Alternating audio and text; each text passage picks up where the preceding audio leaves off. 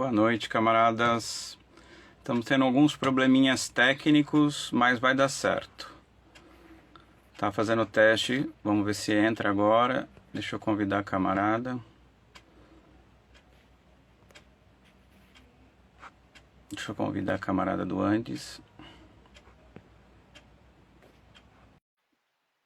Vocês estão me ouvindo?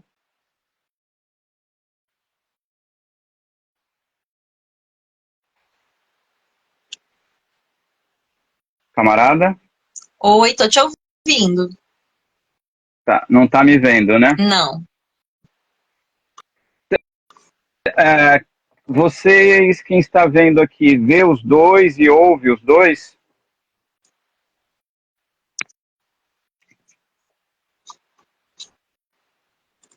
Tá vendo os dois e estão ouvindo os dois. Ok, Isso. então tá bom. Você se incomoda de a gente seguir assim, camarada? Não, tá ótimo. O importante é que funcione. Então tá bom. Hoje é dia 23, é isso? Dia 23/7, às 19 horas. Eu estou aqui com a camarada Soraya, do Anticlassista, da Corrente Proletária na Educação. A gente vai bater um papo muito importante, que tem uma relevância demais importante no cenário político atual e que tem mil nuances aí que a gente tem que entender o que está acontecendo, entender como que a política de conciliação de classes vem se desenvolvendo, como a política nos movimentos, nos sindicatos também vem desenvolvendo. E eu, primeiramente, como é de costume, camarada, eu te dou a palavra para que você se apresente, faça uma breve apresentação de você mesmo, e aí a gente começa aí o nosso bate-papo. Boa noite e muito obrigado pelo seu aceite. Boa noite, Walter. Boa noite todo mundo que está aí conferindo, né, a nossa live. Eu sou Soraya, sou professora na UFPE e sou militante da Corrente Proletária na Educação. Dentro do Andes, que é o Sindicato Nacional dos Docentes, né, do Ensino Superior, mas que abrange também, além de universidades federais, alguns institutos, Cefetes, e universidades estaduais e municipais. Dentro do Andes, a gente constrói uma frente, que é a Frente Única Andes Classista, que nós construímos a Corrente Proletária na Educação, e também os companheiros da Aliança Revolucionária dos Trabalhadores. E, para mim, assim, é uma satisfação poder conversar com o Walter, que sempre mantém esse canal aberto, né, para as ideias revolucionárias, e falar sobre esse tema da greve, porque a minha participação política, né, ela se deve muito ao meu contato com o movimento por meio das greves também nas universidades, desde a minha trajetória como estudante. Perfeito, Soraya. Agradeço, eu que agradeço, é uma honra. Engraçado que a gente fez uma live no dia 28/4 com a participação do camarada Rafael, também do Andes, da arte, né? Com o camarada Rebouças, da Fazubra, e da camarada Patrícia, do Sinasef, onde a greve estava num ponto, assim, eu diria que crucial, né? Embora a burocracia governista estivesse fazendo tudo para controlar a greve, o movimento, a base estava muito fortalecida e estava estourando as manifestações e assembleias, tanto nos institutos como nas universidades, e eu sei que a camarada teve uma participação muito ativa na universidade na qual leciona, e, e já era, né, a gente já previa que as ações contra a greve viriam de uma forma mais acentuada no próximo período. E isso aconteceu. Então, eu já começo fazendo a primeira pergunta, que é a seguinte: eu queria que, se fosse possível, eu sei que foi um período um pouco longo, mas que se a camarada conseguisse fazer um resumo de como que se deflagrou a greve, como que ela se proliferou e como que, num segundo momento, né, os institutos e as universidades aderiram grandemente à greve, e como que eu acho que essa parte de como a burocracia atuou, a gente pode deixar para um segundo momento, mas como que começou a greve e como que ela se proliferou mesmo, né, com toda a ação contrária, né, inclusive com uma tentativa clara por parte do governo federal de sufocar a greve, bem antes de chegar nas direções, né. Então, eu queria, se fosse possível, eu sei que o período foi longo, não dá para fazer um resumo tão preciso, mas se fosse possível a gente falasse um pouco desse período. Certo. Essa greve, ela vem como uma resposta muito concreta ao problema da falta de reajuste salarial do funcionalismo federal e também do estrangulamento orçamentário, né, de todas as áreas sociais, e inclusive da educação, inclusive, né, das universidades federais, né, que é o caso de onde eu me situo. E por mais que as direções sindicais, né, do Andes, Fazubra, que representa os técnicos administrativos, do Sinasef, que representa técnicos e docentes, né, dos institutos federais, por mais que essas direções tenham se alinhado no eleitoralismo mesmo, no período anterior à eleição do Lula, e depois nessa postura, né, de uma capitulação ao governismo, foi inevitável que viesse uma pressão enorme das bases diante da insatisfação com a ausência de respostas do governo à reivindicação salarial. Inicialmente, essa articulação para construir a greve, ela estava sendo feita por meio do FONASEF, que é o Fórum Nacional dos Servidores Públicos Federais. Porém, no FONASEF predominam as direções ainda mais governistas, né, ligadas à CUT, a outras grandes centrais sindicais, e aí o FONASEF não conseguiu ser um espaço de fato de construção de uma greve unificada do funcionalismo federal. Então, a greve ela não começou unificada, ela poderia ter começado via FONASEF, por meio de assembleias de base, porque a insatisfação das bases era evidente, porém, essa instância ela serviu muito mais para bloquear a deflagração da greve, rebaixar suas reivindicações, do que para construir essa greve. Então, foi no âmbito do FONASEF, por exemplo, que já teve o primeiro rebaixamento das reivindicações, antes mesmo de se entrar em greve.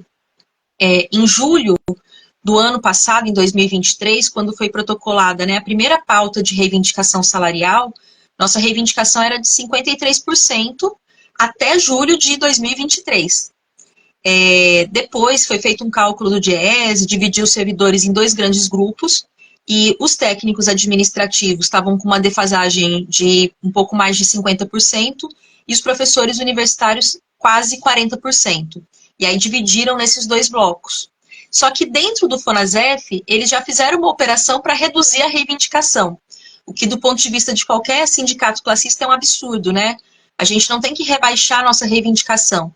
E aí eles passaram a adotar um critério não mais do pedido da equiparação do salário com que a gente recebia em 2010, e passaram a adotar as perdas desde 2016, um critério bem aleatório, como se a gente devesse reivindicar só do governo Temer em diante, né? E aí, com isso, a nossa reivindicação salarial já caiu para 22%, né? Então, já caiu bastante. Então, não houve uma coordenação dos servidores federais, que é um fator de isolamento da greve, de enfraquecimento da greve, mas teve setores que resolveram romper com esses bloqueios e sair à frente, né? E quem saiu primeiro foi a Fazubra, com os técnicos administrativos, que em 11 de março eles deflagraram a greve. Depois, em 3 de abril, o Sinasef, né, também aderiu ao movimento.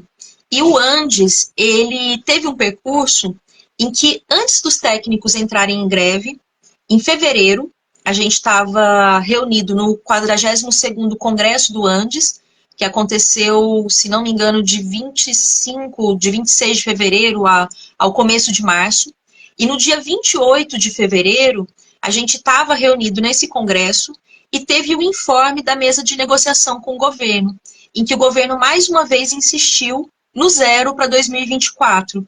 E aí o presidente do Andes fez uma fala ali inflamada, de denúncia do governo, e imediatamente o plenário do Congresso começou a gritar, né, nós juntos ali, greve, greve, greve, só que isso não estava nos planos da diretoria do Andes, né? A proposta da diretoria do Andes não era uma deflagração de greve, era greve no horizonte, né?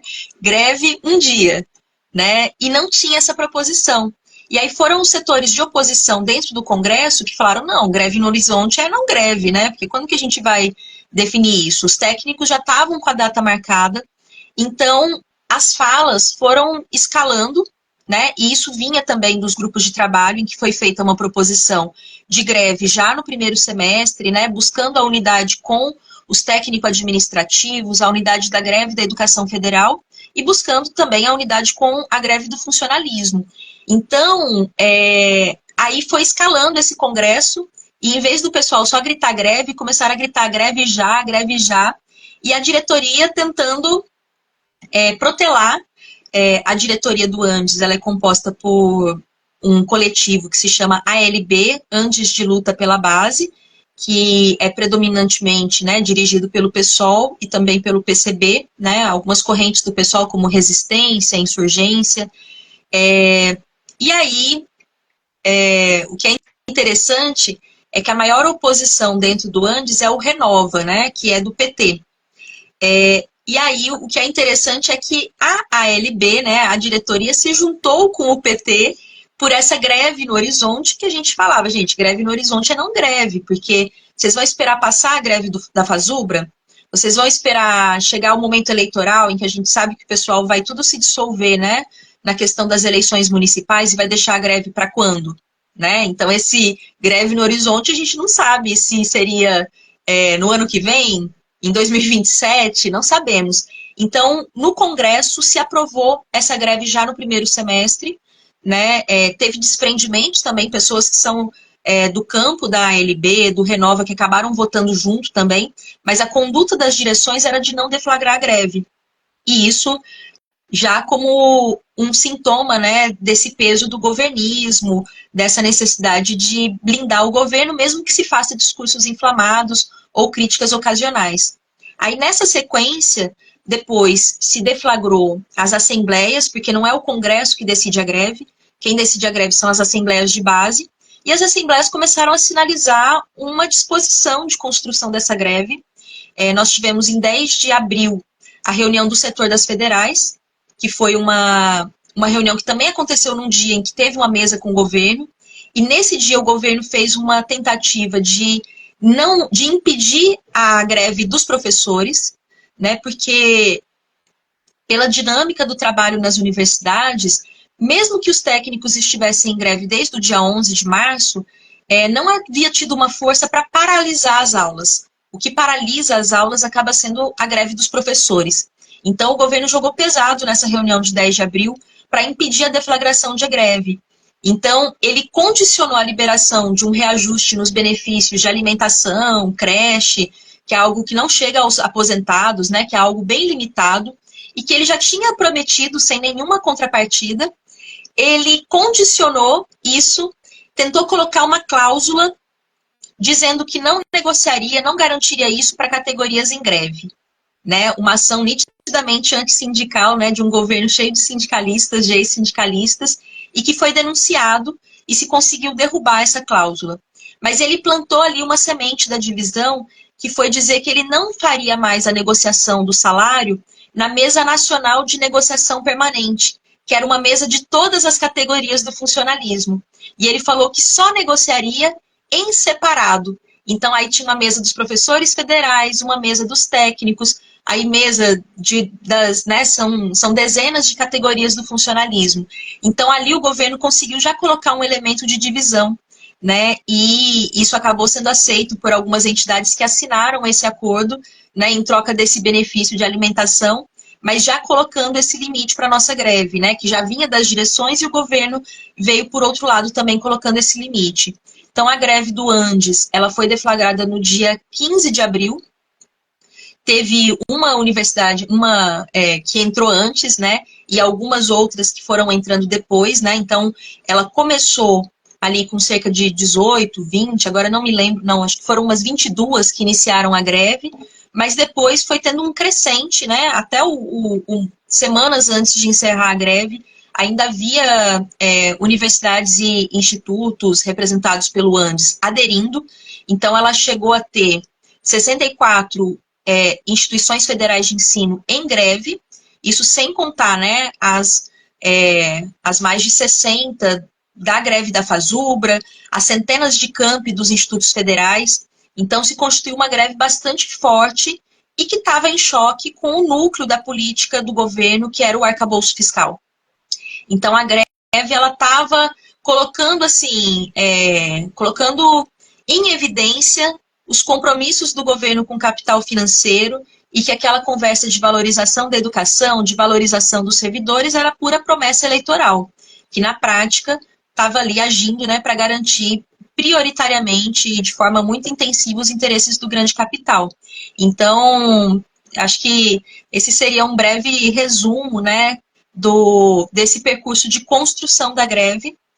Foi instalado já desde o primeiro dia de greve o Comando Nacional de Greve, com representações de delegados, né, e observadores das assembleias, e foi por essa maneira aí que a gente foi construindo a nossa greve e fortalecendo, né, então, enfrentando essa resistência já desde o início desses grupos da direção do Andes e dessa oposição principal que é o Renova Andes.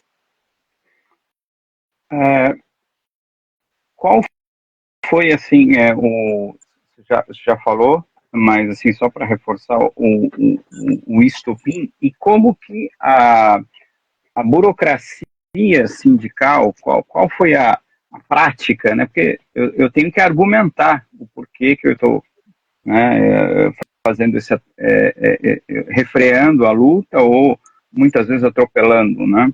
Quais foram os argumentos, né, por parte da burocracia sindical e qual foi, né, a pergunta inicial, qual foi o estopim, realmente você já comentou aqui, mas acho importante ressaltar, onde realmente radicalizou a greve, porque, assim, a gente que está de longe, né, a gente viu como, dentro do descritivo que você mesmo falou agora, uma greve que veio caminhando e que, em algum momento, enfrentou uma radicalização. Até o Rebouças, que era da FASUBRA, na live que eu fiz com o Andes, do dia 28, ele comentou que a adesão por parte do FASUBRA era muito grande e a gente sentia naquele momento também que os professores também estavam nessa onda de radicalização, né?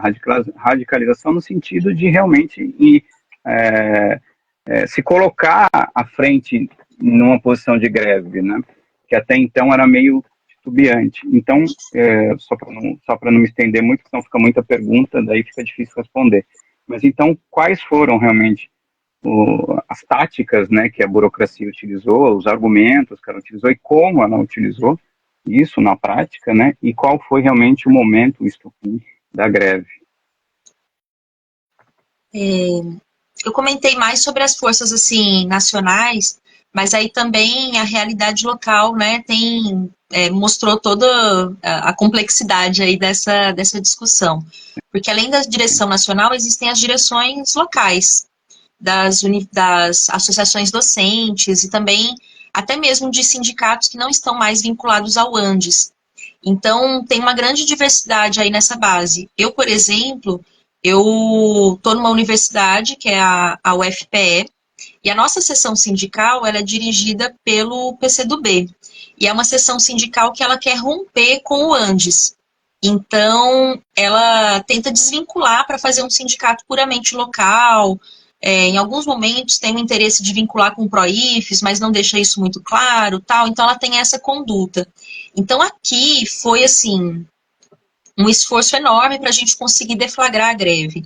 Para ter assembleia de greve, a gente precisou que os representantes, né, uma minoria dentro do Conselho de Representantes, fizesse uma autoconvocação, porque a diretoria não queria.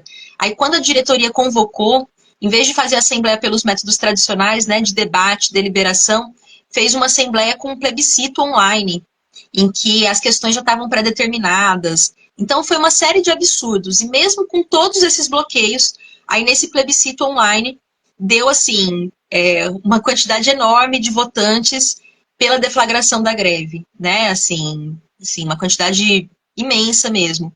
Então, havia uma insatisfação muito grande, né, nessas bases. Isso se deu também em universidades, por exemplo, que tinham a direção do Renova Andes, que é o PT, eles fizeram um processo porque a insatisfação das bases era muito grande. Então, você não via esse pessoal falando, eu sou contra a greve. Eu sou a favor, mas não agora. Eu sou a favor, mas, sabe, era dessa maneira que se colocava. Então, por exemplo, nas universidades dirigidas pelo Renova Andes, várias delas foram deflagrar a greve tipo, muito tempo depois da deflagração inicial. Então, eles foram segurando, né, meio que tentando ver se a greve ia se consolidar ou não, né, e aí na hora que se mostrou como inevitável, aí eles aderiram. E houve até mesmo sessões sindicais, sindicatos que não estão vinculados ao Andes e que entraram na greve, inclusive alguns que são da base do PROIFES, porque o Movimento Nacional Docente, ele tem essa particularidade, né, que ali no primeiro governo Lula, o Andes, ele manteve uma linha de independência, de crítica à reforma da Previdência, e isso fez com que o governo criasse uma outra entidade sindical. Ele criou nos gabinetes mesmo ali do Ministério da Educação o PROIFES, que ele tirou da costela mesmo do governo, criou o PROIFES com o objetivo de destruir o Andes. Tanto que o governo chegou a caçar a carta sindical do Andes por alguns anos.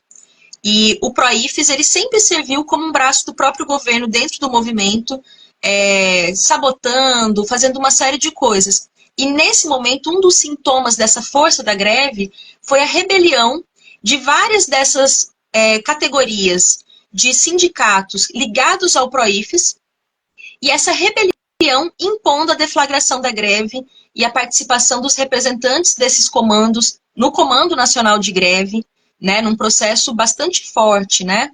Então, nós tivemos esses elementos e então não havia por parte dessas burocracias, a não ser do PROIFES no início, mas mesmo depois eles pararam de falar assim exatamente contra a greve, mas não havia essa coisa de falar somos contra, mas era uma sabotagem mais subterrânea ou alguns obstáculos que eram colocados, né? Então isso foi o que se manifestou, a maneira como isso se colocou e a força do movimento foi se mostrando por esse alastramento, né? E essas assembleias bastante massivas, deflagrando greves e construindo atividades unificadas e tudo mais. Então, Quanto tempo que durou a greve, em média? Média não, né? Em média, quanto tempo durou? Ela durou um pouco mais de 2 meses, porque ela foi de 15 de abril até 3 de julho, né? De 15 de abril a 3 de julho. Mas algumas já, no dia 24, já começaram a encerrar. Porque foi falado que foi um encerramento unificado, mas não foi exatamente dessa maneira, assim. Teve algumas que já foram saindo, né?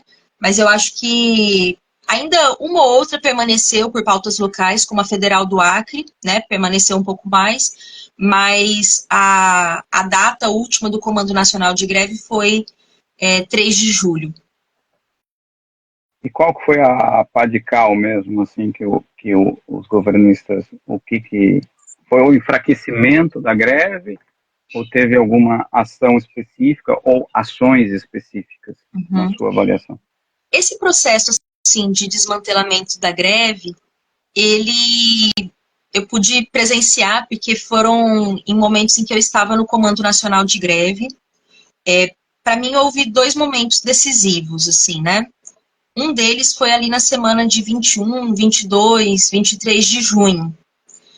Nessa semana, a meu ver, a gente estava ali no ápice da greve, né? Assim, foi uma semana em que teve uma grande marcha da educação em Brasília, e ela foi significativa, foi forte, foi combativa, né? Puxando as palavras de ordem. Também foi no dia 22 de junho, aconteceu a marcha da classe trabalhadora em Brasília, das centrais sindicais, com a bandeira da revogação das contrarreformas, embora o discurso das centrais era extremamente governista, chamando pessoas dos governos para falarem, mas ela tinha essa reivindicação, e a Educação Federal fez um bloco muito significativo dentro dessa marcha da classe trabalhadora. Então, a gente estava ali num processo de expansão. Também houve participação de estudantes, porque essa greve ela teve uma particularidade dos estudantes estarem muito desorganizados, muito atomizados, né, com uma sabotagem aberta da Uni e com uma participação muito hesitante, né, por parte dos coletivos, dos agrupamentos, né. Então, também nessa atividade em Brasília, a gente teve delegações de várias universidades, nós fizemos plenária com os estudantes. Alguns estudantes, por exemplo, da UFRJ. A UFRJ não entrou em greve em nenhum momento, né? Ela tem uma direção bem governista e que fez várias manobras burocráticas assim para impedir a entrada em greve. Mas naquele dia, por exemplo, os estudantes falaram: olha, os professores não entraram em greve, mas nós, estudantes, vamos entrar. E assim, e a UFRJ, que é a universidade onde está a ministra Esther Dweck, né, onde tem ministros, né, que são professores de lá, é uma universidade que está numa situação de precariedade absurda, caindo parede, sabe? Uma coisa absurda. Então, tinha ali um elemento que poderia ser impulsionado, né? Da unidade com os estudantes, com os técnicos. E sempre que a gente levava essas proposições de unidade, elas eram bloqueadas. Por isso que a gente também fazia a proposição de que essa unidade não deveria ser entre dirigentes das entidades. Elas tinham que aproveitar, porque todos os comandos de greve se reúnem em Brasília. Por que não fazer uma plenária comum de todos os delegados dos 3 comandos, do Andes, Fazubra e Sinasef, para pensar como poder realizar ações? Porque é claro que para a gente poder fazer ações mais contundentes, mais radicalizadas, bloqueios de rodovia, ocupações, é preciso massificar. Ninguém vai fazer isso de forma isolada, minoritária. Então, a unidade era esse caminho. Mas sempre houve muita resistência para se garantir essa unidade. E ali naquela semana, de repente começou a chegar assim, muitos ex-presidentes do Andes, pessoas, né, dirigentes desses grupos, e eles fizeram uma operação logo depois desse ápice do dia 21 e 22, fizeram uma operação de rebaixar nossas pautas de forma absurda. Porque esses atos aconteceram exatamente uma semana antes do dia que o governo tinha decretado um ultimato. Ele falou: essa aqui é a minha proposta final, eu não vou dar mais nada. Quem quiser, apareça aqui no Ministério de Gestão e da Inovação dos Serviços Públicos, o MGI, para assinar o acordo. O PROIFES, como o braço sindical do governo, estava ali a postos, falando: a gente vai assinar o que vocês colocarem na nossa frente, a gente não precisa nem ler, né? Porque era um acordo do governo com ele mesmo. E o Andes fez uma rodada de assembleias, e as assembleias, de forma massiva, rejeitaram esse acordo.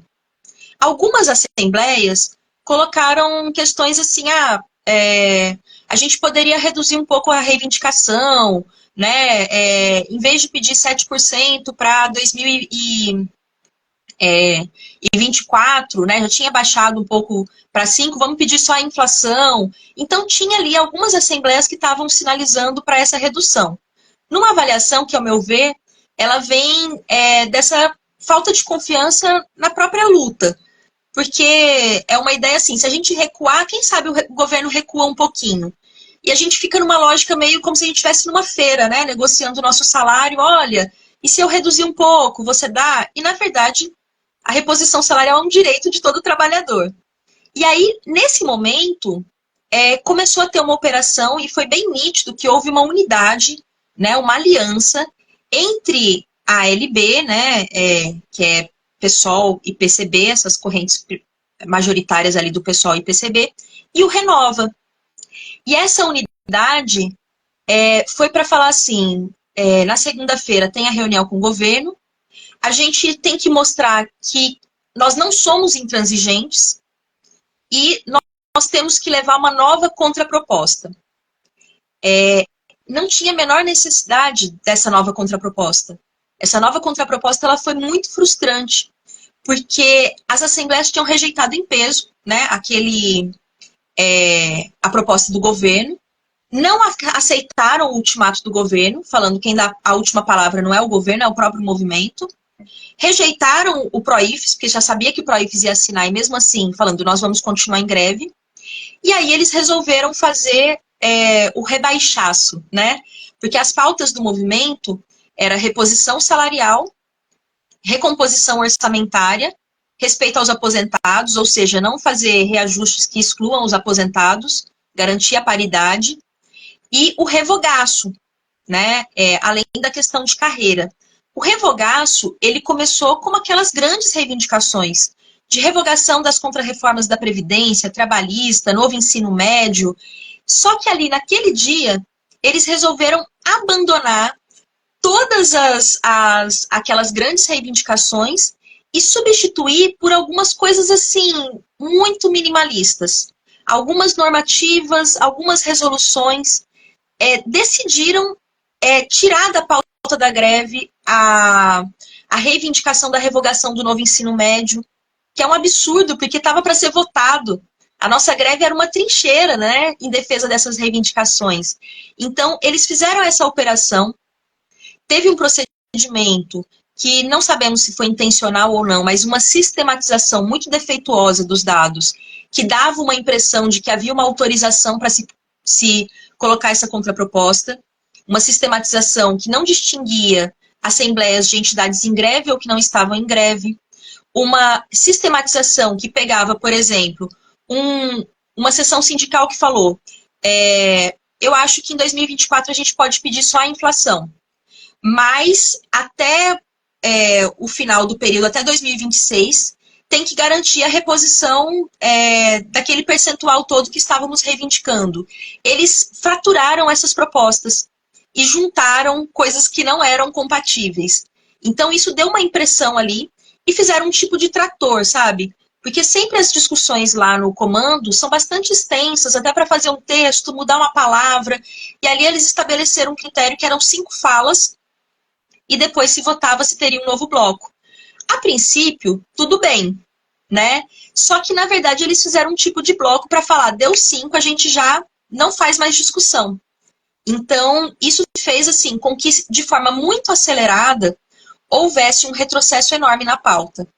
E lá, né, me posicionei contrária a esse procedimento, a gente registrou em ata, porque, imagine, né, se a gente está reivindicando 22% e o governo oferece 18%, eu tenho que consultar as assembleias. Como que o próprio comando, sem consultar as assembleias, já vai fazer uma contraproposta rebaixada? Como que o próprio comando já vai abrir mão da reivindicação do novo ensino médio, sabendo que, inclusive, nós temos entidades da educação básica, né? Nós temos institutos federais e colégios de aplicação que estão, né, assim, não é uma bandeira, além, né, da nossa defesa da educação como geral, é algo que afeta diretamente professores que estavam na educação federal. Então, esse momento foi um momento decisivo. O movimento ainda continuou demonstrando vitalidade, novas seções sindicais entrando em greve, mesmo depois que o governo deu ultimato, mesmo depois que o PROIFES assinou o acordo, só que já tinha uma operação de desmonte.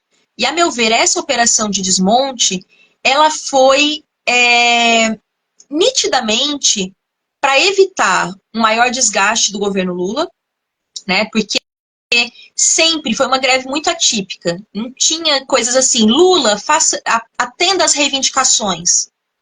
não se falava de Lula.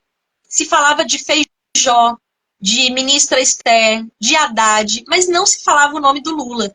Até mesmo porque essas entidades que estavam majoritárias ali, elas estão compondo o governo, né? Considerando não o PCB, mas o PSOL, né?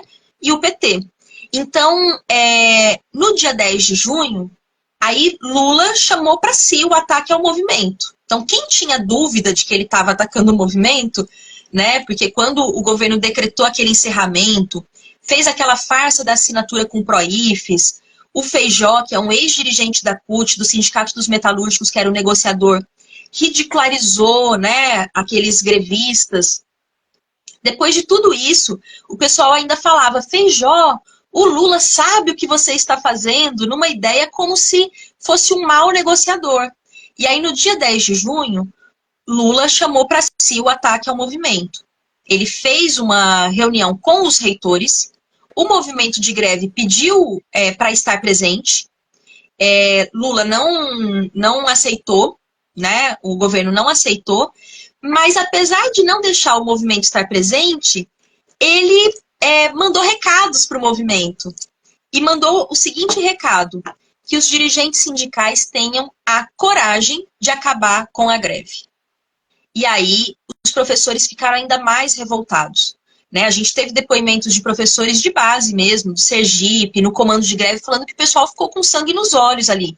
Porque o pessoal que majoritariamente elegeu o governo se sentindo extremamente traído, um governo que estava privilegiando as carreiras das polícias federais, né? Então, teve esse peso. E, assim, o pior é que essas direções, depois do governo fazer isso, no fim das contas, elas acataram esse chamado. E aí, eles fizeram, via Comando Nacional de Greve, um comunicado, que foi o comunicado número 84, um comunicado que praticamente já falava, olha, não temos mais para onde ir. E com perguntas extremamente tendenciosas, que a oposição ali tentou minimizar, né, a carga dessas perguntas, que era assim, não há mais o que fazer, devemos sair da greve? Né? Aí conseguiram minimizar, mas mesmo assim foi um texto que ele veio com um tom de que não há mais para onde ir. Então imagina, uma greve que teve que, para ser deflagrada, se defrontar com a vacilação das direções, enfrentar bloqueios e sabotagens e intimidações de direções locais, às vezes como a nossa, né, da Dufep, que estava ali fazendo de tudo para inviabilizar a deflagração da greve, a instalação do comando. Então, depois de tudo isso, veio esse comunicado e com um prazo bem rápido para acontecer novas assembleias. Né? A gente aqui do Nordeste estava em pleno São João, que é uma coisa que assim, mobiliza as pessoas. E, assim, de repente, eles decretaram, inclusive, o fim do Comando Nacional de Greve, quando ainda existiam instituições em greve. Né, e defendendo a assinatura de um acordo bastante rebaixado, que, inclusive, é um acordo que vai valer até 2026. Então, a gente não repõe as nossas perdas passadas, a gente não sabe como vai ser a inflação em 2025 e 2026, mas as nossas entidades assinaram um acordo que diz que nós não podemos fazer lutas remuneratórias até o fim do mandato, até 2026. Então, isso, assim, é algo muito ruim para o nosso movimento e que a gente vai ter que buscar as estratégias, né, para conseguir driblar isso, mas que a gente vê na sequência, né, por exemplo, com a greve do IBAMA, tal, com a criminalização do governo, que esse tipo de acordo, na verdade, vai proteger muito mais o governo do que a gente. Então, é algo para a gente ficar muito atento. Assim, quem está de fora, lendo as análises, parece feio, mas ouvindo você agora é pior ainda do que se imagina, né? Porque é realmente uma blindagem, né, nessa política de conciliação de classe de um governo que faz tudo para se manter no poder, né, agradando o setor financeiro e o setor militar e descarregando o peso da crise sobre os trabalhadores, sobre as massas, né? E, em contrapartida, partidos e tendências que se dizem esquerda, né? Alguns até se dizem uma esquerda mais revolucionária ou marxista, na verdade, sendo o parte desse processo, né? É estarrecedor. Agora, na sua avaliação, na avaliação do Andes, mais uma pergunta antes de falar da sua avaliação. O que saiu desse acordo, afinal de contas? Quais foram você já falou de grande parte, mas assim, foi uma frustração gigantesca. E assim, a greve sequer chegou a colocar outras reivindicações que seriam tão importantes, né? Não, se a gente falar que eram reivindicações radicais, não eram reivindicações basicamente óbvias, oposição salarial, cobrir inflação, mas a greve nem chegou a tocar em outros assuntos, como, por exemplo, a questão das verbas para os institutos, para as universidades, reposição de professores, até tocou, mas talvez de uma maneira muito menor. Então, sequer essas questões foram avaliadas, né? Então, dentro dessa perspectiva, como que o Andes classista, né? Eu falo Andes, deixa eu retificar, o Andes classista, vocês avaliam o que foi o resultado dessa greve, e você mesmo já dá aí um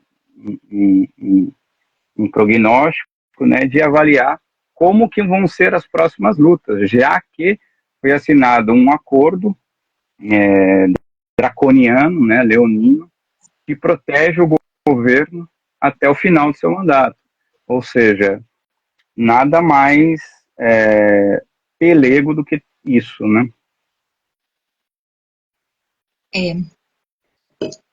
Então, a nossa reivindicação salarial, que era isso, gente, a gente não estava reivindicando o aumento, era reposição. Aquilo que é o direito de todo... Oi? Exatamente. Que é a reivindicação de todo trabalhador, né? Uma coisa básica, aquilo que a inflação comeu, devolver para o salário. Então, isso era a reivindicação que, por mais que a gente também se movimente por outras pautas, por exemplo, em 2016, teve uma greve das universidades que não foi salarial. Ela foi puxada pelos estudantes com as ocupações de escolas e universidades contra o novo ensino médio, a emenda do teto dos gastos, né? Foi uma greve que tinha esse conteúdo. Mas, em geral, as greves elas são deflagradas tendo como base a questão salarial, né? Mas, assim, a gente fez muito trabalho aqui na UFPE, o pessoal chamou de piquete pedagógico, né? Que era de passar nos centros, conversar com os professores e tal. E, assim, a insatisfação com o salário era grande, mas a insatisfação com a questão do orçamento é gigantesca, porque a gente tem uma queda no financiamento da educação, né, que vem desde a crise, na verdade, vem desde 2014, né, vem desde 2015. Então, o ponto mais alto do nosso financiamento foi em 2013, que era lá uns quase 8 bilhões para todas as universidades. Se a gente fosse atualizar isso conforme a inflação, né, desses anos, é como se fosse hoje uns 14 bilhões. O nosso orçamento esse ano, ele estava inicialmente em 5,6 bilhões, estou falando de cabeça, pode ter alguma imprecisão. E com a recomposição que a gente conseguiu, passou ali para 6,2 bilhões. Ou seja, não dá nem metade do que era o valor que a gente tinha de orçamento em 2014, né? Aqui na UFPE, assim, é menos ainda. O orçamento que a gente está atualmente é uns 32% do que era o orçamento em 2013. Então, a gente está sentindo isso no dia a dia, né? Está sentindo isso em termos de condições de trabalho, em termos de o professor ter que gastar do bolso para comprar um equipamento, para fazer uma atividade de extensão, para pagar uma diária.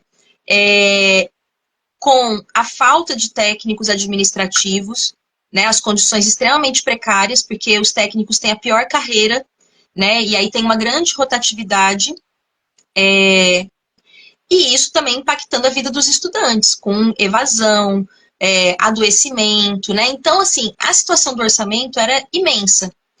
E nesse sentido, o movimento começou com uma reivindicação de equiparar o orçamento a 2016, né, que, a meu ver, tinha que ser a partir do ponto mais alto, né, a gente da Corrente Proletária na Educação, inclusive, o que a gente defende é o financiamento integral por parte do Estado, que a gente deveria ter assembleias de estudantes, professores, técnicos, ver as nossas necessidades e apresentar ao governo. É isso que a gente precisa de orçamento.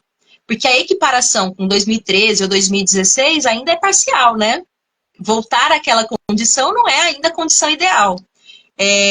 Mas, enfim, o movimento começou com essa reivindicação e naquela ocasião em que rebaixou as reivindicações, ele passou a defender a reivindicação dos reitores de orçamento.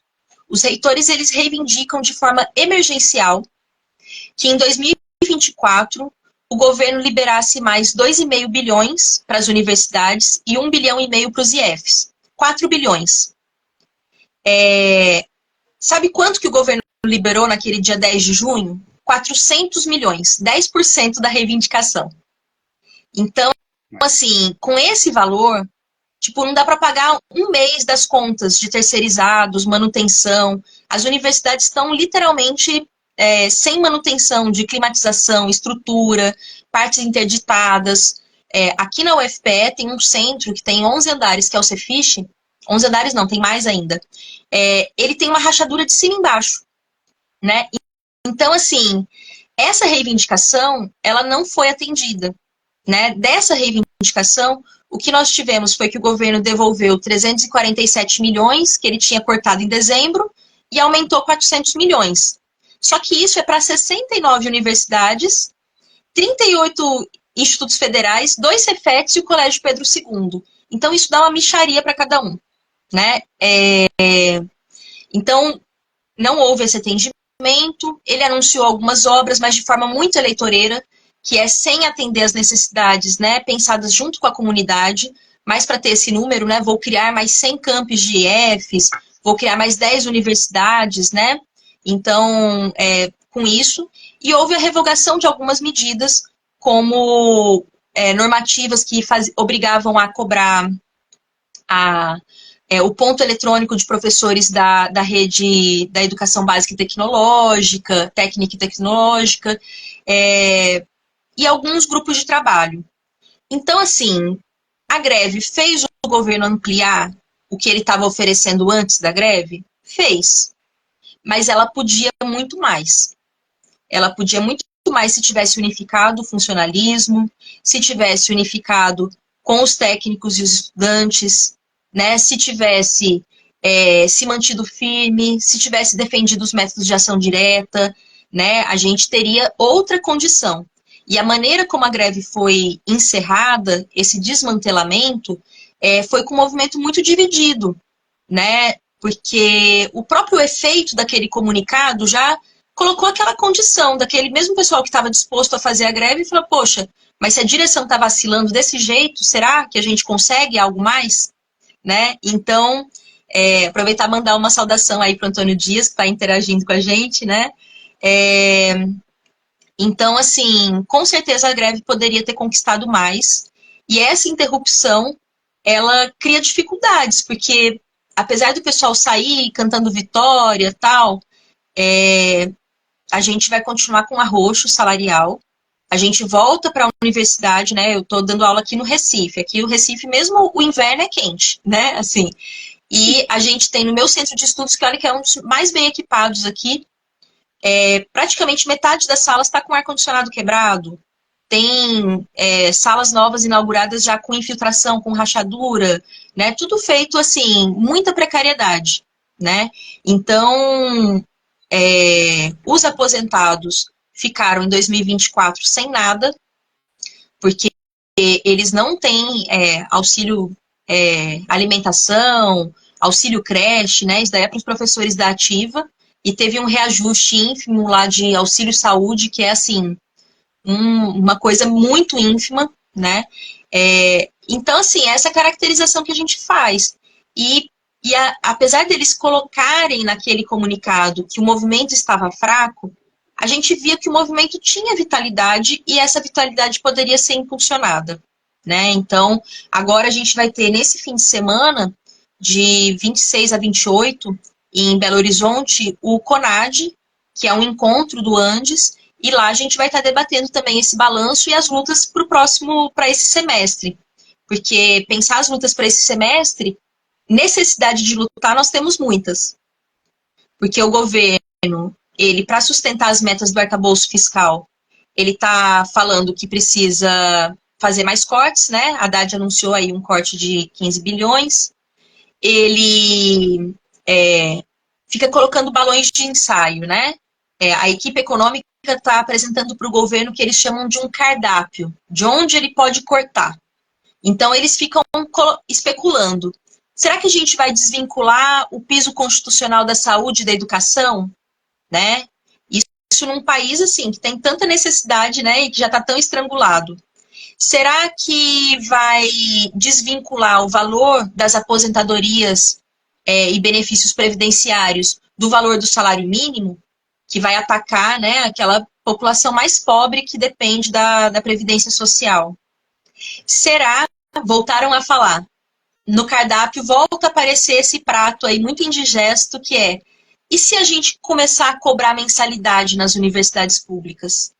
Então o governo sai da greve se sentindo extremamente fortalecido, seja para planejar novos ataques contra a saúde e a educação, mas também para cortar as greves que estão se levantando na sequência. E acho que talvez a gente pudesse conversar um pouquinho sobre isso também. Sem dúvida. Seria aí nosso segundo bloco. Deixa eu só ler aqui um pouco do que alguns camaradas colocaram aqui. Subiu bastante, teve bastante entrada e saída. Teve uma pergunta logo no início aqui, deixa eu ver se eu acho. Achei. Fábio Dias, ele vai dizer: camaradas, boa noite, vocês estão se preparando, organizando para o Conzinazef? Conzinazef, isso. Aí teve, deixa eu ver se teve mais manifestações aqui, calma aí. Eu tô sem óculos aqui, mas eu tô tentando, juro que eu tô tentando. Fala muito precisa e contundente da Soraya, parabéns pela abordagem. O professor Antônio, infelizmente, terei que sair para cumprir um compromisso. Vai ficar gravado, companheiros, se quiser ver depois. Deixa eu ver. Está muito sucateada a estrutura, vai dizer a Amanda. A Amanda também falou outras coisas aqui. E nós, os estudantes, também não conseguimos articulação devido também às entidades estudantis estarem ao lado do governo. Fato. As direções do Sinasef, vai falar o Fábio, sonhar e lutar, também pelegaram, o sistema sindical faliu, o Andes, direção, pelegou, as próprias entidades que deveriam defender os direitos do proletariado, vai dizer a Amanda, sabotaram a greve. Foi um bando, o Zion vai falar, foi um bando de água fria nas mobilizações de base, muitos não esperavam tal saída. O professor Antônio Dias vai falar: o mais triste de tudo foi o Andes criticar o PROIF e depois tomar uma atitude pior. Zion vai falar: será que essa saída repentina da greve ditada pelo Comando Nacional não poderá desacreditar mobilizações futuras? Parece que na base ocorreu uma certa insatisfação com o fim da greve. Eu acho que foi isso, não sei se tiveram mais. Deixa eu ver. Tamara dando saudação, obrigado. Bom, eu acho que algumas dessas perguntas, algumas dessas colocações, se você quiser comentar, e já entrar nessa segunda parte, que é evidente que o governo fez tudo para controlar essa greve, uma greve da educação federal, junto com os institutos, teria aí um caminho, talvez, que o governo muito se preocupasse, sobretudo num ano que é um ano eleitoral, que ele quer aumentar suas bases. Essa greve, ela coloca em xeque, né, a política do arcabouço do governo federal, e então uma série de desdobramentos poderiam acontecer, e nos estados e de maneira mais local, as greves já estavam sendo desmanteladas, como por exemplo no Ceará, em São Paulo e tantos outros lugares, as greves tanto dos professores como outras greves, tentando ser de todas as formas possíveis controladas, né, e mantidas dentro do cercadinho, né? Quem falava cercadinho era o outro, mas parece que esse não é tão diferente. Então, eu já te dou a palavra, se você quiser fazer algum comentário sobre as colocações que foram feitas, e para a gente pensar o quanto, como você mesmo disse, né? Então, após essa greve, essa, entre aspas, vitória do governo, e foi uma vitória, de fato, né, contra a classe trabalhadora, o governo está fortalecido para algumas das suas medidas mais radicais contra a vida dos trabalhadores, contra a vida das massas. E aí, é claro que isso também nos dá uma grande lição. Eu falo que são os movimentos que mostram quem são as tendências, os partidos, como eles se colocam na prática, né? Como encarar essa luta de classes que vem sendo feita de maneira já desde do primeiro governo Lula, mas agora de uma maneira muito mais radical, contra os movimentos, contra os trabalhadores, tentando refrear, né, e agora um brutal desemprego, um salário mínimo de fome, a precarização do trabalho, enfim, uma série de pautas que vem se agudizando no sentido de apertar o cerco contra a classe trabalhadora, e, ao mesmo tempo, um sindicalismo tão pelego, tão governista, e parece que a única vontade, desejo e necessidade dessas pessoas é fazer com que o governo se mantenha até o final e que possivelmente seja reeleito numa outra configuração ou não. Então, como que vocês se colocam, né, como que a gente se coloca enquanto revolucionários, mas especificamente eu estou entrevistando você na qualidade de professora, de representante do anticlassista e também da corrente proletária na educação. Como que vocês avaliam todas essas dificuldades que se colocam de uma maneira que a gente já sabia desde o começo, né, desde a chamada luta antifascista, né, que não tem que eleger porque o outro lado é o fascismo, né? Mas a gente está vendo atitudes tão quão o outro lado teve, né, de perseguição, talvez de uma maneira mais polida, de uma maneira mais educada, de uma maneira mais diplomática, mas o resultado é o mesmo, né? E nem sempre de maneira polida, como, por exemplo, em várias situações, inclusive no Ceará, com perseguição, enfim. Então, queria ouvir a camarada um pouco nesse segundo bloco, nessa parte que é o quanto que esse desmantelamento, esse processo, impactou e impacta, né, sobre a luta de classes aí nessa conjuntura. Então, vamos lá, né? Muitas questões, vou tentar comentar algumas. O companheiro que perguntou sobre o Consinasef, a corrente proletária na educação, ela está se organizando sim para participar. Aí, se você quiser entrar em contato com a gente, aí tanto pode conversar pelo direct ali do anticlassista, que a gente coloca vocês em contato com o pessoal, passar ali o WhatsApp, ou também pode ser pelo anticlassista, que a gente já vê lá diretamente, mas o pessoal está se organizando.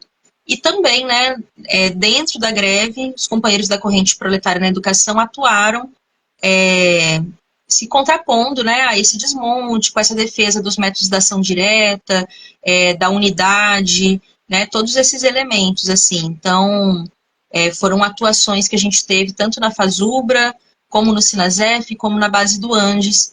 Então, quem quiser também conhecer mais, o pessoal está se aglutinando também. Essa experiência que a gente tem, né, de fazer essa frente, de unir as oposições dentro do Andes, lá também alguns setores estão se agrupando. Então, se o companheiro quiser participar, com certeza vai ser muito bem-vindo. Tem um companheiro também que pergunta, né, se esse desânimo vai levar a desacreditar as futuras greves. E aí que a gente precisa atuar, né, porque a gente precisa explicar o que aconteceu, explicar o problema do governismo, né, mostrar a necessidade dessa independência, refletir sobre os métodos, porque pós-pandemia se intensificou muito a burocratização da organização sindical, essa substituição dos métodos presenciais pelos métodos virtuais, uma certa ideia, né, de alguns atos serem uns atos mais para serem transmitidos do que, de fato, para serem atos massivos. E também uma ênfase muito grande, a gente tem visto, né, como isso está se fortalecendo cada vez mais, de canalizar as lutas para o espaço institucional do parlamento. Não é uma novidade, mas a gente percebe como isso está bastante intenso. Então, a gente precisa explicar, né, para o pessoal o que esses elementos levaram, né, ao desmantelamento da greve, refletir sobre o papel das centrais sindicais. Essas nossas entidades, elas estão desvinculadas de qualquer central sindical, e isso é um problema, né? As centrais sindicais estão extremamente fragmentadas, cada partido tem uma central, isso quebra a ideia de uma central como uma grande frente, né, que consiga centralizar as lutas da classe operária, dos demais trabalhadores. Então, a gente sente essa falta, porque as greves, elas ficam isoladas. As centrais deveriam atuar para não deixar as greves ficarem isoladas. E, pelo contrário, né, como elas estão a serviço, né, as maiores centrais da blindagem do governo, elas, no máximo, fazem, quando apoiam algum movimento, é um apoio fictício, né? Então, tudo isso a gente precisa conversar com os nossos colegas para que não caia no desânimo, né? Porque o pós-greve, ele já tem essa avalanche daquelas atividades profissionais represadas que volta, então tem uma tendência, né, à atomização, mas a gente tem defendido que, assim como nós criamos os comandos de greve, a gente tem que manter os comandos de mobilização. E a gente tem que fazer os comandos de mobilização unificados, com estudantes, professores, técnico-administrativos. A gente tem que estar muito atento para estender a solidariedade e agregar a luta junto com os trabalhadores e trabalhadoras terceirizados, né? Então a gente tem muito a fazer nessa sequência e a gente continua sob ataque do governo. Então, isso tem que servir para que a gente não se desmobilize. Mas, para isso, precisa de um trabalho político, de explicação. Às vezes, colocam que é a gente que quer dividir o movimento porque está criticando, né, a diretoria, e, na verdade, não. Essa crítica ela é fundamental para a gente superar isso e conseguir recuperar os sindicatos para os seus métodos tradicionais, né, para serem, de fato, controlados democraticamente pelos próprios trabalhadores. E aí, em relação a essa sequência, né, do que nós temos, você vê, a gente tinha um potencial de muita unidade. Tanto é que a gente acabou de sair em greve, né, 3 de julho. No dia 1º de julho, o IBAMA entrou em greve. Então, por que a gente não fez isso junto, né? Um pouco depois entra a INSS, servidores do CNPq. Então, assim, o descontentamento ele está generalizado. Servidores da saúde federal no Rio de Janeiro, fazendo grandes marchas de rua. Então, tinha várias categorias do funcionalismo que poderiam estar atuando juntas. E a gente não teve, né, essa atuação por parte das direções para de verdade potenciar isso. No máximo, reuniões de cúpula, nunca as plenárias de base, né? Então, isso colocou esse limite e a gente pode pensar, inclusive, para além do funcionalismo federal. Ao mesmo tempo em que nós estávamos com a greve nas universidades federais, estavam acontecendo greves estaduais de grande importância, né? Lutas, sim, greves lá no Ceará, contra o governo do PT, extremamente repressor, que colocou multa aos sindicatos e aos sindicalistas, criminalizando a greve. né? O Antônio Dias, que estava aqui, é do Piauí, que bem no começo do ano eles fizeram também uma greve importante. O governo do PT lá também cortou salário dos trabalhadores. Greves que estavam acontecendo em Minas, né, do governador Zema, extremamente privatista, do Partido Novo. Então, a gente tinha um potencial de agregar, de juntar com o pessoal em São Paulo que estava lutando contra a militarização da educação, de juntar com o pessoal do Paraná que está lutando contra a privatização das escolas. Então, tinha um potencial dessa greve se alastrar e constituir uma grande trincheira em defesa dos salários, dos direitos, da educação pública, da saúde pública, né, contra esse uso do dinheiro, né, dos recursos para a dívida pública, porque a gente coloca, né, o governo liberou naquele dia 10 de junho, né, 5,5 bilhões, né, aí ele juntou tudo que ele vai fazer nos 4 anos de mandato e juntou ali 10 bilhões. Tipo, só as isenções em um ano para o capital é da ordem de 600 bilhões. O que se paga de juros e amortizações da dívida pública é coisa da ordem de mais de 1 trilhão. Então, assim, 2 dias de dívida pública, de juros da dívida, acho que dá 2,5 bilhões por dia. Então, aquilo que ele anunciou para 4 anos é coisa de 2 dias, é o que ele dá para o capital financeiro, né? Então, a gente tem uma possibilidade de unidade muito grande, uma possibilidade de unificar com os trabalhadores das empresas que continuam sob ameaça de privatização. Aqui no Recife, por exemplo, o pessoal dos metroviários, da CBTU, eles agora, amanhã, eles têm uma assembleia para discutir greve por questão salarial e contra a privatização, porque a empresa continua na mira da privatização. Então, assim, são tantas possibilidades de unidade, né? Essas possibilidades de unidade são tão diversas quanto o número de ataques. Seja as mulheres, as populações indígenas, tudo isso é possibilidade da gente unificar. Porque se a gente investigar por trás de cada um desses ataques, tem uma raiz de classe comum. Então, a greve ela poderia ter avançado em relação a isso, né? Mas ela ficou presa aí pelo corporativismo, pelo governismo, né? E o que aconteceu na sequência com a greve do IBAMA, ela deixa a gente muito, muito em alerta mesmo sobre a necessidade de lutar pelo direito de greve, inclusive. Os servidores do IBAMA entraram em greve e o governo pediu imediatamente a ilegalidade da greve. O governo pediu para o judiciário uma multa de R$50 mil por dia. E o STF, ele quadruplicou essa multa. Ele impôs uma multa de R$200 mil por dia. E o governo está cortando o salário dos trabalhadores que fizeram greve. Então, assim, é um grau de um ataque antissindical tão violento, e era para a gente estar com todos os trabalhadores se levantando, porque, né, as centrais sindicais, os sindicatos, porque atacar o direito de fazer greve é um ataque a todos os demais direitos, porque se a gente não se mobiliza, a gente não vai conquistar nada.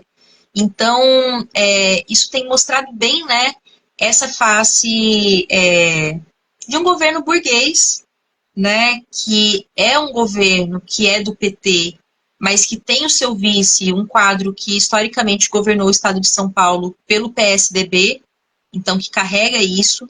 Vários ministérios com governo, com quadros que vêm do União Brasil, do MDB, né, do golpista MDB. Então a gente tem assim essa configuração desse governo que com certeza a presença de uma pessoa do PSOL no Ministério Indígena, essas figuras não alteram de forma alguma a natureza de classe desse governo, e que é um governo que está atuando aí, inclusive avançando, né, na destruição de direitos, inclusive dos povos indígenas. E essa greve do IBAMA ela foi bem sintomática, porque esses trabalhadores, eles não paralisaram as ações, por exemplo, de combate aos incêndios no Pantanal. Eles mantiveram essas ações. Agora, eles paralisaram o licenciamento ambiental para aquelas obras do PAC, para favorecer o agronegócio, para favorecer as mineradoras, e aí isso o governo não pode aceitar. Então, que paralise as universidades, tudo bem, né? Ele fica ali bravo, mas ainda admite. Agora, que afete algum interesse econômico direto, né, como os trabalhadores do IBAMA estavam fazendo, aí a resposta foi ditatorial. A resposta foi extremamente dura, né? E isso, assim, coloca em questão, né? Porque esses setores, muitos setores do PSOL, por exemplo, alguns do PT, muitas vezes colocam a justificativa de que tinha que interromper mesmo a greve. Não falaram isso abertamente, mas falam ali em portas fechadas, né? De que tinha que interromper mesmo a greve, porque senão a ultradireita vai começar a se aproveitar do movimento. E houve até algumas ações do Nicolas Ferreira, né? De fazer uma comissão lá no parlamento, para discutir a questão da greve, criticar o governo, e que é uma grande hipocrisia, né? Porque qualquer pessoa identificada com o governo Bolsonaro não tem nenhuma moral para falar disso. Mas a maneira da gente não deixar a direita surfar não é a gente se recolhendo. Por que a gente não se unificou com os trabalhadores de São Paulo, que estão enfrentando um governo ali bolsonarista? Por que a gente não se unificou com os trabalhadores lá do Paraná, lutando contra a privatização do governo do Ratinho Júnior? Então, o caminho tem que ser esse, né? Porque senão a gente vai se recolhendo, enfraquecendo nossos instrumentos de luta, enfraquecendo os sindicatos, e isso, na verdade, é o que abre o caminho para que a inevitável desilusão dos trabalhadores com os governos como o do PT, que prometem, né, melhorias, valorização e não garantem isso, essa desilusão, se a gente não se organiza, aí sim ela vai ser capitaneada pela ultradireita. Então a gente precisa se organizar com independência, defender as reivindicações, defender nossos métodos de luta, defender a democracia sindical, defender a unidade dos oprimidos em luta.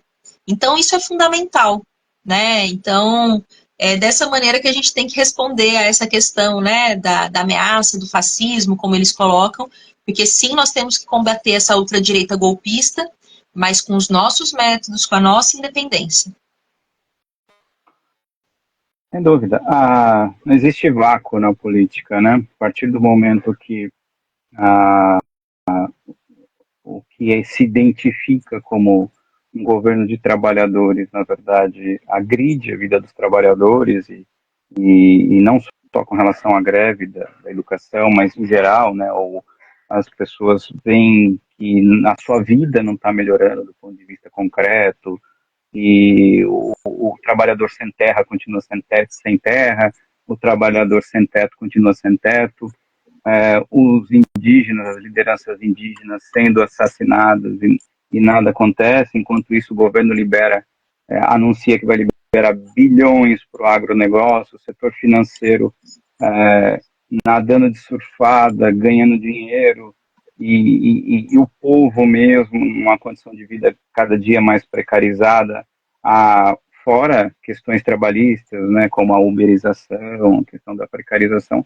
Evidentemente, um povo que não teve como experimentar uma luta politizadora, acaba muitas vezes indo para outros caminhos extremos, como, por exemplo, agora a Argentina, quase uma boa parte da Europa já está nas mãos da ultradireita. Então, assim, não é a esquerda, não menos pior, que vai enfrentar o fascismo, né, ou as tendências proto-fascistas, tendências de ultradireita, que vai enfrentar. Eu falo que o fascismo é um dos produtos da prateleira burguesa, que é utilizado de quando em quando para fazer uso quando há um ascenso de luta ou quando há um vácuo na política. E o PT, na verdade, é polêmico dizer isso, muita gente me abomina por dizer isso, mas é verdade, o PT gerou a ultradireita aqui no Brasil, né, com a sua falta de política classista. É um partido, é um governo burguês, como bem disse você, por mais que tenha uma adesão social, por mais que tenha algumas pautas em comum com os setores mais à esquerda, no que diz respeito ao dinheiro, que é o cofre, né, que é o que conduz a vida de todos nós, é um governo aliado à burguesia, né, sem sombra de dúvidas. E é claro, não tem dinheiro para educação, não tem dinheiro para saúde, mas tem dinheiro para os militares, tem dinheiro para o setor financeiro, né, e assim vai continuar, e eles vão tentar se manter e usar a máquina para a reeleição contra quem quer que seja o candidato da ultradireita, né. A Frente Ampla foi um exemplo disso. A gente está dando aí já deixa eu ver quanto tempo de live. As minhas lives são grandes, você já deve ter visto, mas assim, eu sei que todo mundo tem limites, você também tem os seus. Para a gente já se encaminhando aí para o final, eu acho que a greve dos professores, e não só dos professores, mas da educação federal como um todo, como as outras que estão acontecendo, né, inclusive com, você bem disse agora, com proibição de greve, né? A gente não viu isso. Não é o governo Bolsonaro que está proibindo a greve, é o governo dos trabalhadores, né? Teoricamente, o governo do PT. Essa greve ela foi elucidativa, né? E a esquerda revolucionária precisa responder a isso, né? E a maneira que como isso se dá é através da luta, através dos métodos próprios da classe operária, dos métodos de independência. Como que está isso? Como que essa greve? Como que a gente já falou muito disso, mas para realmente fazer no sentido de síntese, como que a gente pode, essas lições que mostram a verdadeira face do governo burguês de Lula e da postura pelega de parte das direções sindicais, como que a gente pode avançar no sentido de superar essas crises, né, chamada crise de direção, e como que a gente pode avançar nas lutas. É claro que não é tão simples uma resposta, mas assim, para a gente refletir um pouco sobre isso.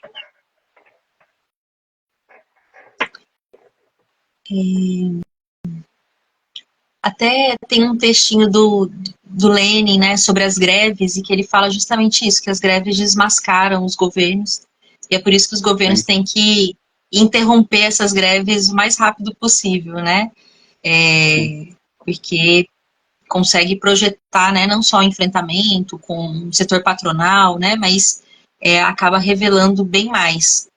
E essa greve, de fato, né, ela teve essa característica,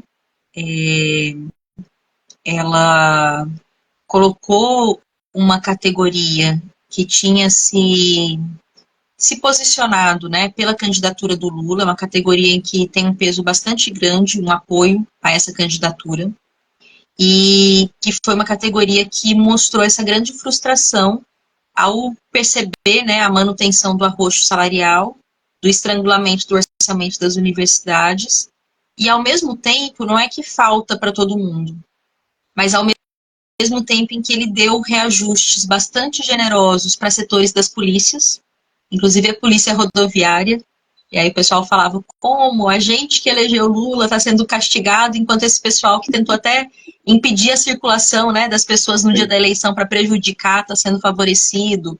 Então, esse tipo de raciocínio, ele manifesta essas ilusões. Então, a gente precisa diferenciar aquele dirigente, né, que está semeando as ilusões e aquele trabalhador que está iludido, né? E aí, nesse sentido, aqueles dirigentes, eles mesmo com toda essa demonstração, vão continuar atuando para blindar e para ocultar elementos da realidade. Enquanto esse trabalhador, ele tem a possibilidade, por meio da greve, de perceber mais questões. A gente tem colegas, né, da universidade, inclusive alguns filiados ao PT, e extremamente, assim, revoltados, querendo manter a greve, né, queriam manter a greve quando ainda havia possibilidades, alguns pensando em se desfiliar, sabe? Então, isso está presente, né, e também em relação às direções sindicais, porque a gente tem direções sindicais extremamente violentas e já num grau de apodrecimento e de burocratização muito grande, e a gente tem algumas burocracias que são mais ocultas essa ação. E no caso nosso do Andes, é esse caso, né? Então, esse processo de burocratização, ele está em curso, e não no mesmo ritmo, na mesma intensidade que uma CUT, por exemplo. Né? São elementos ali que vão se colocando e que tem a ver com a questão de que, se nessa fase que a gente vive do imperialismo, né, uma direção sindical não adotar uma perspectiva de fato revolucionária, se ela se mantiver com uma perspectiva reformista, vai ser inevitável a sua estatização. Mesmo que ela mantenha procedimentos democráticos, mas tem ali aquela orientação, né, que é da adaptação à política burguesa que o reformismo traz. E a tendência, ao longo do tempo, é que, inclusive, ela vá desmontando essa democracia sindical. Então, isso nós vimos, né, no nosso Comando Nacional de Greve, os momentos em que a diretoria, junto com essa, né, com essa coalizão aí da LB e do Renova, decidiram mudar coisas da pauta sem passar pelas assembleias. Né? Então, ali isso foi muito sintomático, a maneira como vai se destruindo essa democracia sindical. E que isso, no fim das contas, é uma consequência dessa orientação estratégica. Agora, é uma dificuldade bastante grande da gente, numa categoria, por exemplo, de professores, desenvolver as ideias revolucionárias. O momento em que os professores se radicalizam, na sua história, são os momentos em que ele está sendo impactado pelo próprio movimento operário.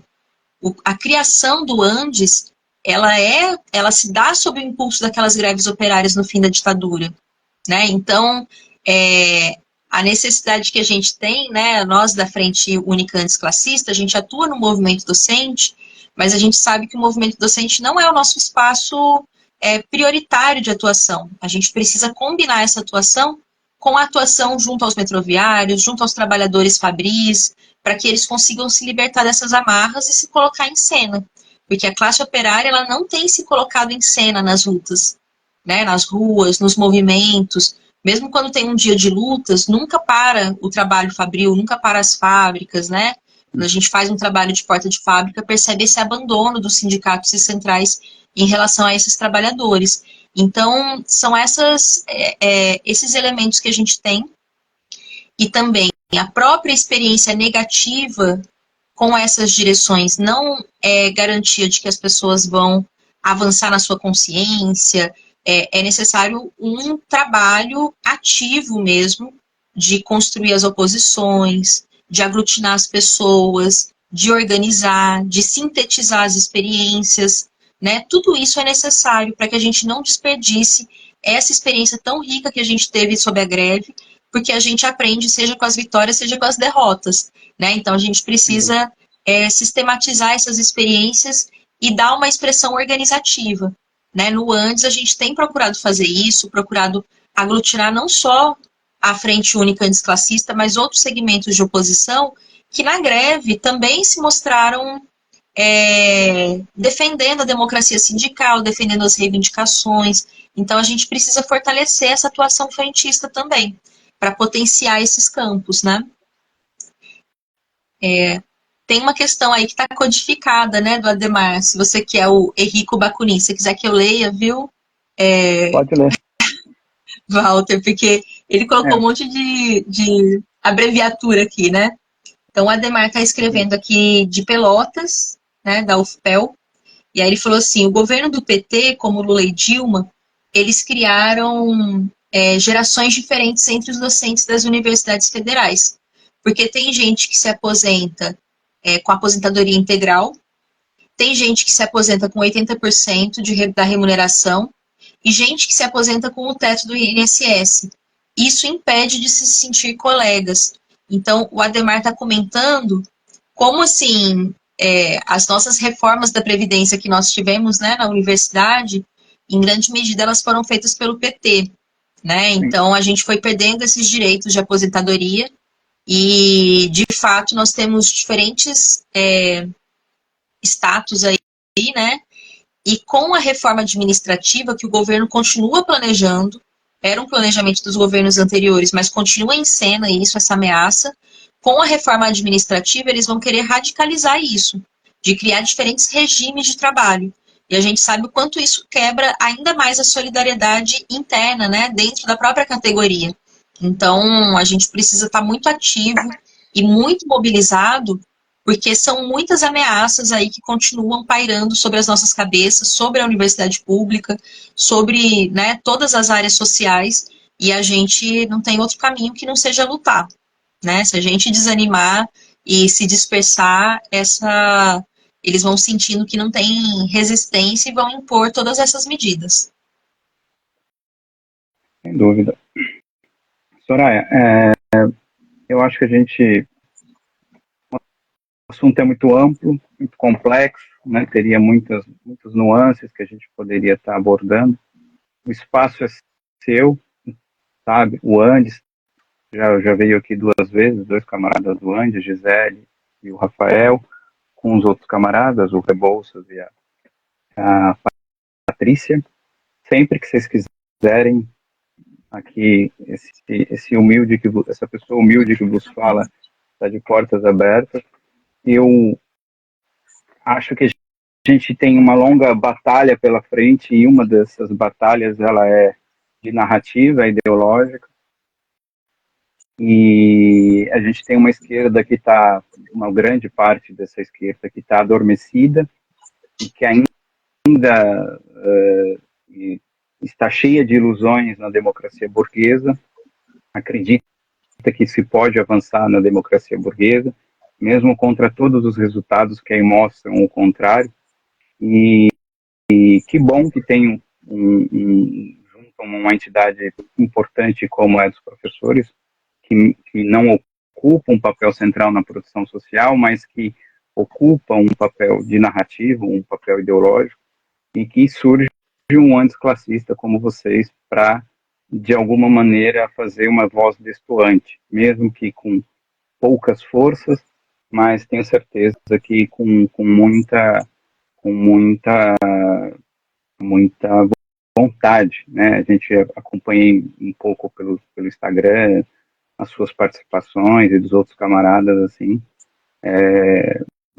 de admirar, e eu te parabenizo por isso. Eu sei que não é fácil, tem um peso grande, né, ainda mais como professora, e sei que você dá o seu melhor aí.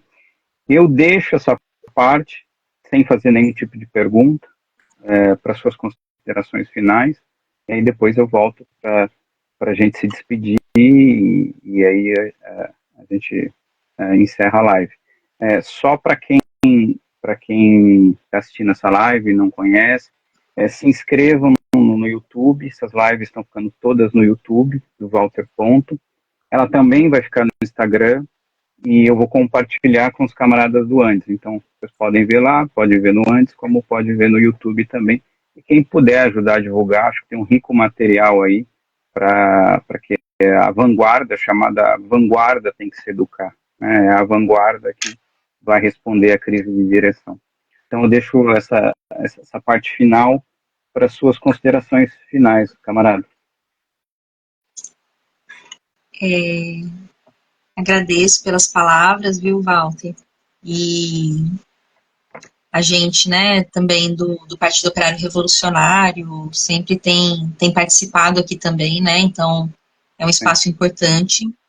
E é interessante que esse movimento sindical docente, ele tem no seu interior essas organizações que, inclusive, se reivindicam do socialismo, do marxismo, né, e a gente vê como, na realidade, eles acabam usando, nos momentos práticos, a questão da condição de alguém ser revolucionário quase como um xingamento, sabe? Uma coisa como se fosse fora da realidade, né? Eu lembro que quando a gente estava criticando esse encerramento, esse desmantelamento da greve, falaram assim, porque vocês querem manter a greve até a revolução. Ou vocês são maximalistas, aí vem e pega teoria e tal. E a gente falou, gente, que fala mais fora da realidade. A gente está falando de uma greve extremamente defensiva, né? Uma greve por reajuste de salário. E a gente está falando que a gente tem que pelo menos ficar em greve para não aceitar esse zero, né? E aí eles colocam isso dessa maneira. Então, é um descompasso, né, entre essas organizações que gostam de exaltar as figuras do Marx, da Rosa Luxemburgo, muitas vezes do Trotsky, mas que, na verdade, na prática política, atuam como aqueles que renegaram essas teorias, né? Eu gostaria de fazer uma camiseta com a cara do Bernstein e falar, olha, não usa da Rosa, não, usa essa do Bernstein, né? Porque tem esses elementos, né? E que quando a gente vai para um congresso do Andes e a gente leva ideias revolucionárias, né? Não no sentido de ficar proclamando a revolução, né? Logo ali, mas num sentido de falar, olha, nós temos que ter uma resposta para a crise da educação. A gente Sim. não tem como discutir isso só discutindo a educação pública. A gente precisa entender também a relação disso com a educação, com a rede privada. Todo mundo gosta de cantar aquela musiquinha que educação não é mercadoria. Aí a gente fala, tá, qual é o nosso plano para a educação deixar de ser mercadoria? Vamos lutar para estatizar a rede privada? E aí eles falam, não, isso é um programa de partido, não podemos discutir isso, sabe? Atacam essas ideias, tentam impedir que elas cheguem ao plenário. Então, a gente vê esse papel de contenção, né? Que essas correntes que são reformistas, centristas, elas acabam tendo. E isso coloca uma necessidade para a gente de desenvolver essas ideias revolucionárias, não como repetição dos clássicos, mas atuando bem com base na realidade. E a gente sabe que quando a gente propõe isso, a gente está respondendo aos problemas. Opa! Quando a gente propõe isso, a gente está respondendo aos problemas da realidade. Quando nós discutimos a questão do poder na universidade, por exemplo, essa questão do financiamento, que tem que ter uma Assembleia Geral Universitária para definir isso, o papel dos estudantes no poder da universidade. Então, tudo isso são respostas muito práticas a esses problemas que a gente enfrenta. Então, não é nada fora da realidade. E a greve também é um momento em que permite, pelo menos aos companheiros que participam da greve, perceber que essas nossas ideias respondem a essas questões. Então, mesmo nós sendo uma corrente bastante minoritária ainda, a corrente proletária na educação, onde a gente atuou na greve, a gente conquista um respeito pela seriedade, por dar respostas concretas ao problema concreto, pelo compromisso com a democracia sindical, porque não tem como a gente construir unidade sem democracia, né? Então, todos esses elementos foram colocados, isso, então, fortalece a necessidade da gente constituir essas oposições classistas, e também da gente construir o Partido Operário Revolucionário, da gente fortalecer essa construção. Porque se a gente também se dissolver só na luta sindical, no ativismo sindical, a gente não consegue, de fato, conectar essas nossas lutas imediatas com uma orientação estratégica. Então, é uma necessidade, né, da gente articular essa luta sindical, como foi a greve da educação, com esse objetivo, né, de chegar a uma sociedade sem classes, né, sem opressão, sem exploração, e a gente atua justamente para isso, né, e a greve tem esse potencial de permitir que as pessoas identifiquem, né,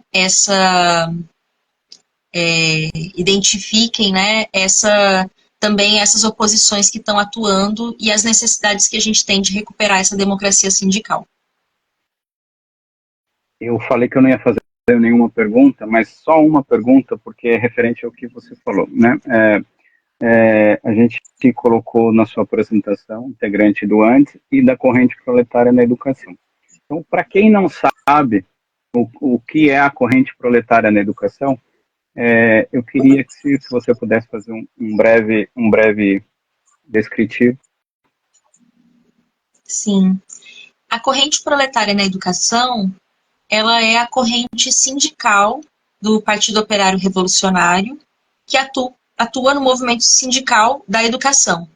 Então, existe a corrente proletária na educação que atua na POSP, existe a corrente proletária na educação que atua nos sindicatos estaduais, como o SINT, no Rio Grande do Norte, como a PEOC, no Ceará, tanto nos sindicatos, né, estaduais como municipais da educação, e que atua também na educação federal dentro da FASUBRA, atua dentro do SINASEF, atua dentro do ANDES, e nós somos a corrente proletária na educação não porque nós consideremos que os trabalhadores da educação são proletários, mas porque a gente entende que existe um antagonismo entre a burguesia e o proletariado nessa sociedade que a gente vive e que é necessário ter uma política proletária para a educação. Então, isso independente da origem social e individual de cada um de nós, mas que a gente vê que a burguesia não tem uma resposta para a educação aqui no Brasil. Até os movimentos burgueses de ampliação, de laicidade, foram extremamente limitados. A pequena burguesia, ela acaba tentando revitalizar proposições da burguesia que nunca encontraram terreno para se efetivar, né? Tem essa ilusão da democratização do Estado, né? Esses elementos que a gente vê que não tem a menor condição de se efetivar, e a gente precisa de uma política proletária, que é uma política revolucionária, que responda aos problemas, né, que nós enfrentamos no cotidiano, responda ao problema de por que a imensa maioria da juventude está ausente do ensino superior, por que nós temos milhões de jovens que nem estudam e nem trabalham, né? Como que essa configuração da educação tem a ver com a precariedade do trabalho, o desemprego. Então, a corrente proletária na educação, ela tem esse objetivo de responder a esses problemas. Ela tem um programa também, assim como a corrente proletária estudantil, e ela responde a esses problemas, mas ligando a luta imediata com a luta revolucionária, com a luta pela revolução e pela ditadura do proletariado. Então, é por aí, assim, que a gente atua, e sempre nos movimentos, quando a gente está atuando, a gente procura estar ali impulsionando essas tendências de luta, esses métodos de ação direta e a democracia sindical. Perfeito. Camarada, mais uma pergunta, é curta, só para encerrar. Quem quiser encontrar, só para quem não sabe, eles têm, a corrente proletária da educação tem um fartíssimo documentação de anos de atuação, discutindo Paulo Freire, discutindo tudo que a gente possa pensar e também discutindo as questões concretas do movimento, as lutas cotidianas, as lutas do dia a dia. Então, não só da corrente proletária da educação, como outros materiais que eles divulgam. Então, quem quiser encontrar vocês do Andes e quem quiser encontrar vocês também da corrente proletária da educação, do POR, enfim, como fazer? Em relação ao Andes classista, a gente concentra mesmo as nossas comunicações ali na página, né, que é andes.classista, esse perfil no Instagram. Em relação à corrente proletária na educação, a gente divulga as nossas ações pelo perfil do POR, que é o massas.por, e aí lá tem, né, os links ali do site, do podcast, né, de todas as nossas comunicações. E também tem o próprio site do POR, que é o pormassas.org, que tem também todos esses materiais. Porque isso que você menciona, Walter, de que a gente tem essa longa trajetória, inclusive não é uma trajetória puramente nacional, né? O POR integra o Comitê de Enlace pela Reconstrução da Quarta Internacional, e a nossa seção mais antiga, né, é a seção do Partido Operário Revolucionário na Bolívia, e a gente tem, inclusive tem uma revista da Revista Proletária na Educação, que a gente fez num dos últimos números, uma recuperação sobre toda a elaboração das revistas sobre educação lá do POR boliviano, como a revista Hombre Nuevo, que tem ali, né, uma elaboração riquíssima sobre a educação, a cultura, a a resposta, né, a essas perspectivas reformistas, idealistas para a educação. Então, de fato, a gente tem já uma trajetória, uma história, né, coletiva, e, e isso, assim, nos momentos de greve, isso se projeta. Eu sou fruto de um processo assim, né, eu era estudante no Paraná, e a gente teve as greves de 2000 e 2001, e o fato de ter um militante do POR lá naquela universidade e impulsionando lá, a gente vivenciou uma assembleia, uma greve com assembleias de 4, 5 mil pessoas, de estudantes, professores e técnicos juntos, e isso era a expressão dessa política do POR. Então, isso fez com que eu me aproximasse, né, e não me distanciei desde então, e agora construo também, né, essa organização, e a minha atuação na greve, ela tem a ver com essa trajetória também. Perfeito.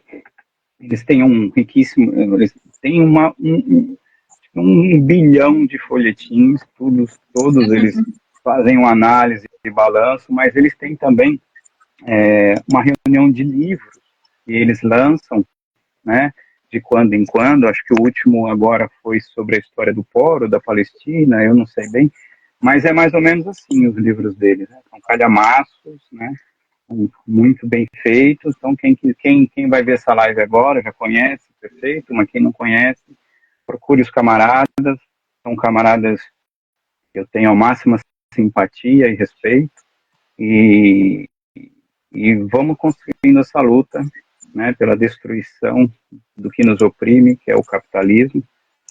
Soraya, essa live demorou para acontecer, né, você estava na febre da luta, e não conseguimos, né, fizemos duas lives maravilhosas com o Rafael, da Duarte, também são grandes companheiros. Fizemos uma live muito boa com a Gisele também. E agora aconteceu, outras aconteçam. Tem quem quiser também saber um pouco mais, tem duas lives no YouTube com o Erson, e uma é um tributo ao Guilhermo Loura, que ela fala do POR boliviano. Tem lá a live com o Loura, com um tributo ao Guilhermo Loura, que tem inclusive as obras completas. Impressionante que a chamada esquerda não conhece Guilhermo Loura, um dos maiores militantes teóricos e práticos que o mundo conheceu, um trotskista brilhante aqui do nosso lado, na América Latina. A América Latina experimentou os soviets, né, nas experiências do POR boliviano, experimentou uma grande revolução, foi a Revolução de 52, tem uma história belíssima, as teses de Pulacaio.